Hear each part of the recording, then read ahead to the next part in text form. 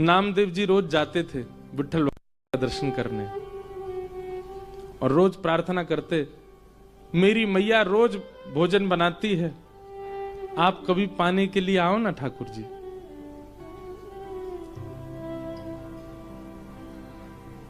रोज नामदेव जी की एक ही प्रार्थना सुन के ठाकुर जी बोले, हे नामा, अब तू कहता है रोज मेरे घर प्रसाद पाने आओ, यहां दर्शन कौन देगा? फिर एक काम हो सकता है। बोले क्या? तू मेरी जगह खड़ा हो जा तो मैं जाऊं प्रसाद पाने। नामदेव जी बोले, ये कैसे संभव है? बोले तू आना, मैं श्रृंगार करूंगा तेरा, बिल्कुल पंडरीनाथ बना दूंगा और फिर मैं जाऊंगा तेरे घर प्रसाद पाने। नामदेव जी बोले, कोई बात नहीं, मैं वंचित रहूंगा, मेरी मां तो प्रसन्न हो जाएगी। नामदेव जी पंडरीनाथ भगवान की जगह खड़े हो गए। अब भगवान सामने खड़े होकर बता रहे, ऐसे खड़े हो। नामदेव जी ऐसे खड़े हो गए। नेत्र बंद कर लो। बोले कर लिए। ठाकुर जी ने स्पर्श करके बिल्कुल श्याम वर्ण के जैसे ठाकुर जी वैसे बना दिया। अब ठाकुर जी बोले, अब तुम पंडरीनाथ हो गए हो? बोले जी। अब याद रखना 3:30 बजे सुबह काकड़ा आरती होगी, मंगला आरती। और काकड़ा आरती में ये पुजारी लोग बिल्कुल विचार नहीं करेंगे, ठंडे जल से नवाएंगे, ठिठरना नहीं। उसके बाद तुमको दूध से नवाएंगे, ठिठरना नहीं। नामदेव जी बोले, मुझे नहीं बनना पंडरीनाथ। बोले नहीं, अब तो तू खड़ा ही रहे यहीं पे, अब तेरे को भी तो पता चले मुझे क्या अनुभव होता है। और काकड़ा आरती में नियम होता है कि ठाकुर जी श्री पंडरीनाथ भगवान के मुंह पे मक्खन ऐसे रख देते हैं, मक्खन ऐसे चिपका देते हैं पूरा, और फिर उसके बाद आरती करते हैं ठाकुर जी की। कभी जाओ पंढरपुर दर्शन करना मंगला का, काकड़ा आरती बहुत सुंदर होती है। तो ऐसे मक्खन रख देंगे, मन तो होगा तेरा खाने का पर चाटना नहीं। अगर नेक भी मक्खन खत्म हुआ तो पुजारी बहुत मारेंगे।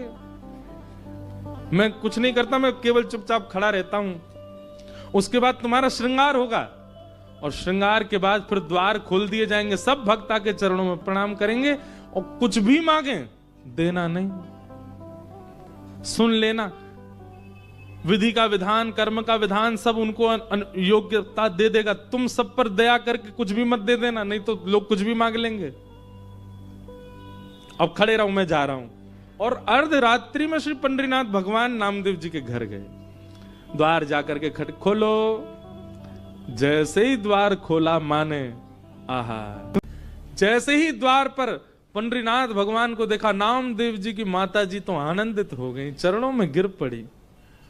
ठाकुर जी बोले, मैया जल्दी पवाओ, भूख लगी मुझे। ये पुजारी लोग एक ही चीज खवा, पूरन पोली खवाते रहते हैं मुझको रोज, मेरा मन भर गया, अब कुछ और पवाओ। नामदेव जी की माता जी ने सुंदर प्रसाद। नामा कहां चला गया, अभी तक आया नहीं, इतनी देर का गया है। ठाकुर जी बोले, अभी मिलवाने ले चलूंगा नामदेव से, उससे पहले प्रसाद पा लो। ठाकुर जी ने प्रसाद पाया। प्रसाद पा करके महाराज मैया से बोले, कारी सौल लेके आओ, एक कारी कमली लेके आओ। मैया बोली, क्यों? बोले, कोई पहचान जाएगा, मुझे ढक के चलूंगा। और एक कारी सौल ठाकुर जी ने ऐसे सिर के ऊपर के ओढ़ी, केवल नेत्र दिख रहे हैं, बाकी पूरे ठाकुर जी ढक गए। और मैया से बोले, चलो मेरे संग। कहां?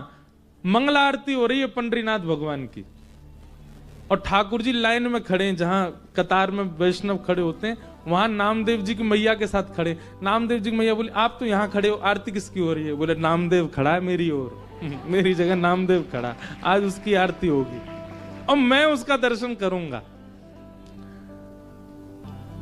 जैसे ही भीतर पहुंचे, श्री नामदेव जी की आरती चल रही है, पंडरीनाथ बन के खड़े हैं और दूर दर्शनार्थियों में खड़े श्री पंडरीनाथ जी बलैया ले रहे हैं। आहा, मेरा नामा कितना प्यारा लग रहा है, कितना सुंदर लग रहा है मेरा नाम। जैसे ही ठाकुर जी पहुंचे गर्भगृह में, तो नामदेव जी ने नेत्र खोल के ठाकुर जी को देखा। अब नामदेव जी घबराए, बोले, ये कहीं मुझे प्रणाम ना कर लें। ठाकुर जी बोले, आज तो नामा रोक नहीं पाएगा। और तुरंत ठाकुर जी ऐसे सिर झुका के वंदन, नामदेव जी के नेत्र सजल हो गए। ठाकुर जी बोले, रोइयो मत, पुजारी देख लेंगे, ठाकुर के आंसू आ रहे हैं। आहा, आज भी पंढरपुर में 365 दिन में एक दिन आता है, उस दिन आज भी यही भाव रखा जाता है कि श्री पंडरीनाथ भगवान नहीं, आज नामदेव जी खड़े हैं। और उस दिन जितने वैष्णव दर्शनार्थी आते हैं सबको प्रणाम करते हैं। क्यों? बोले इन वैष्णवों में कहीं ना कहीं पंडरीनाथ आए होंगे दर्शन करने के।